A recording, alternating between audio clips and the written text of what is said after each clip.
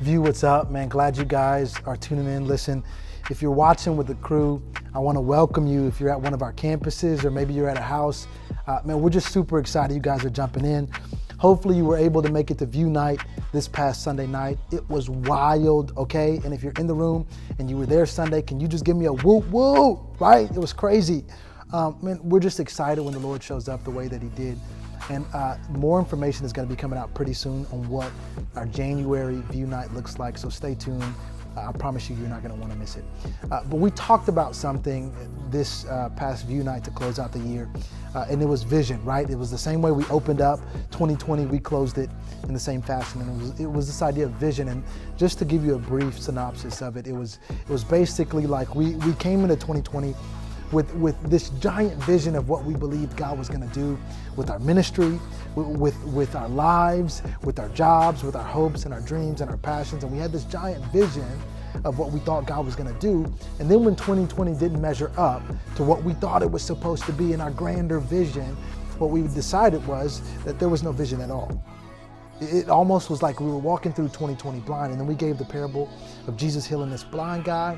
And the Pharisees come up and basically chastise him for healing on the day that he did. But the foundation of the story was that, man, God wanted to do something through this moment, through healing this blind man that the Pharisees couldn't see.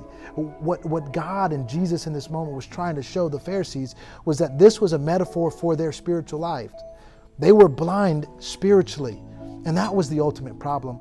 And we said, you know what, maybe God didn't fulfill the vision we thought he would for our lives, paychecks, families, jobs, or ministry. But guess what he did do? He showed us a vision of us. He gave us a clear picture of us in 2020. And that version of us, you know what the main idea or thought around this version of us says? We need God. We need God. So I want to start a brand new collection of talks today called Now I See Me.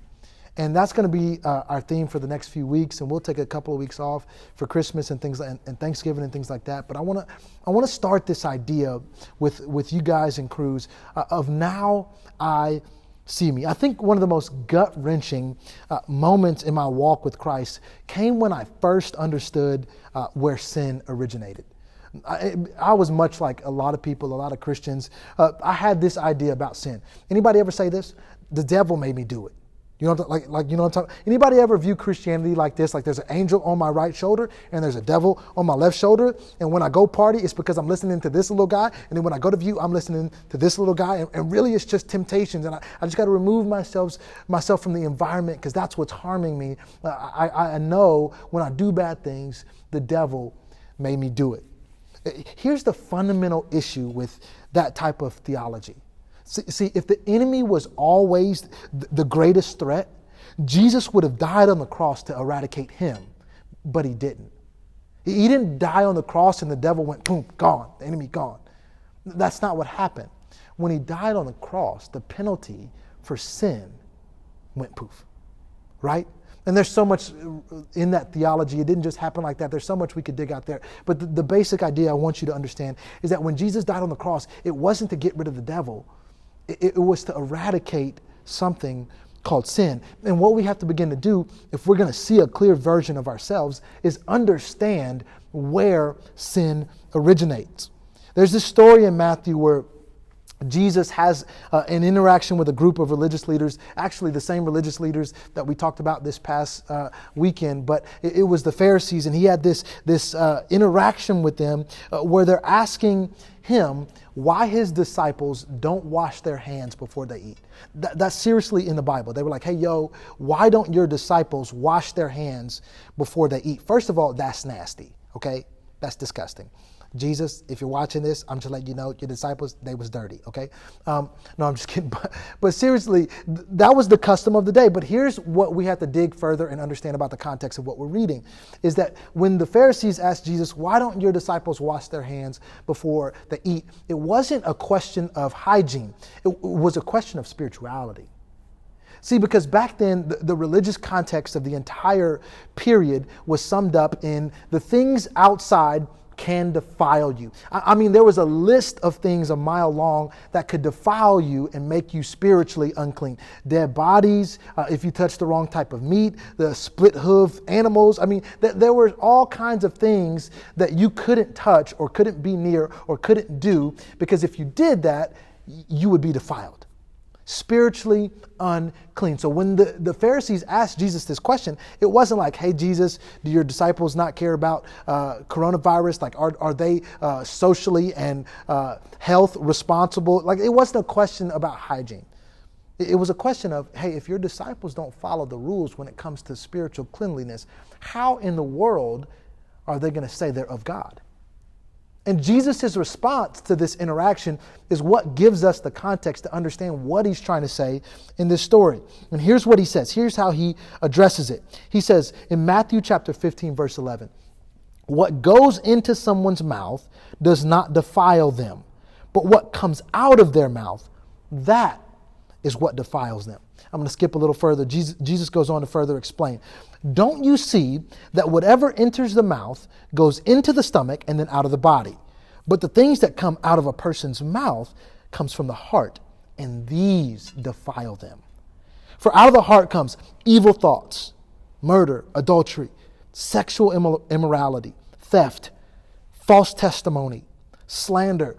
These are the things that defile a person. But eating with unwashed hands does not defile them. What he's saying here goes so far beyond soap and water and hygiene. What he's saying is sin is not an issue of the enemy. It's an issue of the heart. I hear so often right now Christians saying things like, oh, Jesus, come on back. Like the culture's so bad, I just need Jesus to come on back. Come on. Lord, you got to be near because good night. Okay? Democrats won. Okay, this is so crazy. There's just so many people are just saying crazy things on Facebook and on Instagram, like, oh my goodness, like Jesus, just come on back. The end is near. You got to do this. And they say this, Lord, if you're not going to come back, you're just going to have to change this world. But here's the truth about a personal walk with Jesus. He didn't die to change our culture. He died to change our hearts. Do you get what I'm saying? Jesus didn't die so that the world could become more American Christians. Jesus died to change you. And what you have to begin to understand is that sin is not an issue that culture deals with, but we're so good at that in the church. Pointing at culture, going, our culture's so messed up, our culture is losing its immorality, our culture is dealing with this, and our culture is dealing with that. You know what I want to hear more Christians talk about? My heart's been dealing with that. My soul has been dealing with that. I've been dealing with selfishness, personal ambition, lust, greed. I've been dealing with a lack of compassion for general humanity. I've been dealing with negative thoughts about me. I'm not seeing myself the way that God sees me. You know what? Because here's the truth. If our focus is always so hard on changing our culture, we're going to miss what Christ is actually trying to change. And what you need to begin to realize in this idea, if we're going to see a true vision, if we're going to end this year by seeing a true vision of who God called us to be, we're going to have to begin to understand that sin isn't about an outward temptation. Primarily, sin is an inward nature. To receive Jesus as your Lord and Savior and to actually walk with God, you have to confess the sin that's inside your heart. See, the vision that God gave you is that you need God. And why do you need God? Because you deal with sin that happens from the inside out. That's why the change that God is trying to do in your life is going to happen from the inside out. The theology of sin, to understand what sin really is to understand that it is an inward issue. Sin is something that originates in your heart. And when you begin to realize that, now you see a true picture of you, and God can come in and start doing work. But my hope for this week is that you begin to realize that it's within you that sin originates. So Jesus doesn't have to get on culture and on your Instagram. Jesus has to get on your inside. And that's what we need today. Listen, View, I love you so much. I can't wait to continue these talks with you. I'm excited praying over your time with your crews. Love you guys.